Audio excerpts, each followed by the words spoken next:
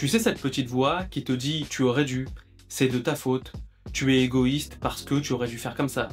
Une de mes clientes, Sarah, qui me racontait que dans chacune de ses relations amoureuses, elle tombait sur des hommes qui la faisaient culpabiliser. Quand je voulais voir mes amis, tu m'abandonnes. Quand je voulais prendre du temps pour moi, tu es égoïste. Quand j'exprimais un besoin, tu es trop exigeante. Et même après, en étant célibataire, elle continuait à se culpabiliser pour tout. Et si je te disais que cette culpabilité est en train de saboter tes décisions, tes relations et tes rêves. Et surtout ce que tu portes ne t'appartient même pas. Salut la tribe, c'est Isidore, coach et créateur de retraite transformationnelle. Et bienvenue dans le premier épisode de Sans Limite, le rendez-vous des femmes qui veulent créer leur vie idéale sans culpabiliser. Dans les 10 prochaines minutes, je vais te donner 3 techniques concrètes pour que tu puisses t'en libérer et ne plus culpabiliser. Avant de te donner des solutions, il faut qu'on comprenne d'où vient cette culpabilité et je vais t'apporter 3 sources de culpabilité là tout de suite pour que tu puisses savoir d'où vient la tienne. Premièrement, l'éducation. Petite, on t'a appris à être gentil, à faire passer les autres avant toi et à ne pas déranger. Range ta chambre ou maman va être triste, sois sage ou tu vas faire de la peine à papa. Et même à te dire, quand tu fais ça, je t'aime et quand tu ne fais pas ça, je ne t'aime pas. En deuxième, on va avoir la société. Une femme ambitieuse, elle est égoïste. Une maman qui prend du temps pour elle, elle néglige ses enfants. Et tu entends ça partout, ça devient presque normal, dans les magazines, dans les films et les commentaires des autres. Et troisièmement, ton perfectionnisme. Tu veux tellement tout bien faire et plaire aux autres qu'en réalité, quand il se passe quelque chose, tu te dis que c'est forcément de ta faute. Ton collègue est de mauvaise humeur. Ah, j'ai dû dire quelque chose qui ne lui a pas plu. Ton partenaire est distant. Ah, c'est peut-être parce que je suis pas assez attentionné. Résultat, tu dis oui à tout. Tu t'oublies, tu remets tes projets à plus tard et au final, tu te sens vidé, frustré et tu ne reconnais plus la femme forte que tu es. Et ça, c'était avant parce que maintenant, je vais te montrer les 3 techniques qui vont t'aider à ne plus culpabiliser dès la fin de la vidéo. Technique numéro 1, arrêter de culpabiliser, j'ai appelé la phrase magique. Chaque fois que tu sens la culpabilité monter, dis-toi, est-ce que je ferais le même reproche à ma meilleure amie dans la même situation?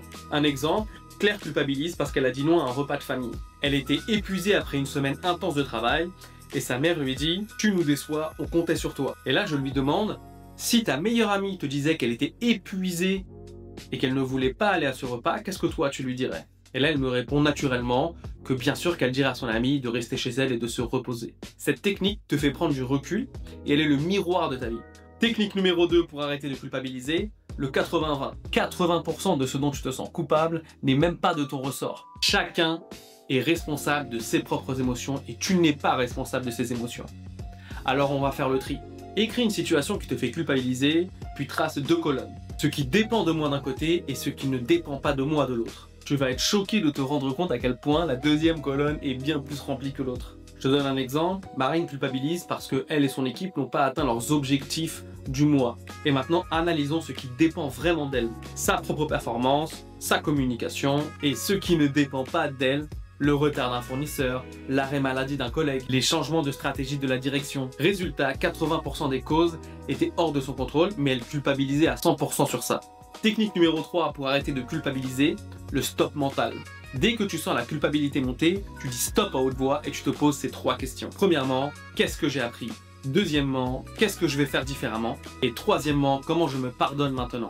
Je te donne un exemple concret, Sophie a oublié l'anniversaire de sa sœur et au lieu de ruminer pendant des heures, elle utilise la technique du stop. Premièrement, j'ai appris que je dois noter les dates importantes. Deuxièmement, je fais un rappel sur mon téléphone pour pouvoir y penser les autres années. Troisièmement, je me pardonne parce que j'avais une semaine chargée et c'est humain d'oublier. Puis elle répond à sa sœur et organise quelque chose de sympa ensemble. Donc les 3 phrases que tu peux répéter pendant 21 jours, si jamais tu veux faire vraiment l'exercice jusqu'au bout, ça va être « J'ai le droit de dire non » en premier. Deuxièmement, prendre soin de moi n'est pas de l'égoïsme. Et troisièmement, le plus important pour moi, je ne suis pas responsable des émotions des autres. Donc répète-toi ces phrases tous les matins en routine s'il le faut, pour que tu puisses ancrer ces phrases-là dans ta tête et retirer les autres phrases négatives. Et maintenant, laisse-moi te parler d'une cliente que j'ai eue, elle s'appelle Karine, c'était une militaire en reconversion, et elle culpabilisait absolument de tout. C'est-à-dire que quand quelque chose se passait dans sa vie, eh ben, c'était forcément de sa faute à elle. Elle avait du mal à se détacher de son ex, et manquait de confiance en elle. Après que l'on ait mis le doigt sur sa culpabilité pendant nos séances de coaching, voici ce qu'elle m'a dit. Isidore, le mot qui me vient maintenant, c'est libre. Libre dans mes pensées, libre dans mes réflexions et libre dans mes actes. Aujourd'hui, Karine a changé plusieurs fois de travail et est beaucoup plus alignée sur le milieu professionnel. Elle pose ses limites et surtout ne culpabilise plus d'être qui elle est. Elle est aussi en couple avec une personne depuis plus de 4 ans qui lui correspond. Donc au récap, les 3 techniques pour arrêter de culpabiliser. Premièrement, la question magique pour prendre du recul. Deuxièmement, la règle du 80-20 pour faire le tri. Et troisièmement, la reprogrammation pour changer son dialogue intérieur. On arrive à la fin de l'épisode, alors s'il t'a plu, tu peux liker, tu peux t'abonner, tu peux aussi le partager à quelqu'un que tu sais que ça peut aider. Tu peux aussi partager en commentaire ce qui te fait culpabiliser en ce moment et je te répondrai personnellement. La semaine prochaine, on se retrouve dans un nouvel épisode de Sans Limite pour te faire aller de l'avant. En attendant, arrête de culpabiliser, tu as le droit d'être heureuse et crois-moi, tu es déjà parfaite comme tu es. Allez, ciao!